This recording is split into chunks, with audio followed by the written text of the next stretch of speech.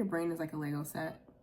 Every habit, every thought, it's all built through tiny connections. This is called neuroplasticity, and I'm gonna show you how it works using these Legos. So when you were born, your brain already has some basic connections, such as breathing, sucking, swallowing, things you learned in the womb.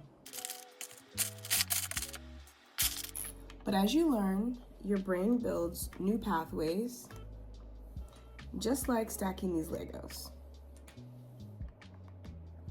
The more you practice a skill, like playing an instrument or a sport, the stronger those pathways become. See this Lego tower? This is what happens in your brain. The best part is you can break old bad habits. If you stop a bad habit, such as negative self-talk, your brain starts rewiring with better connections. Your brain is always adapting. Every time you learn, heal, or challenge yourself, you're literally rebuilding your brain.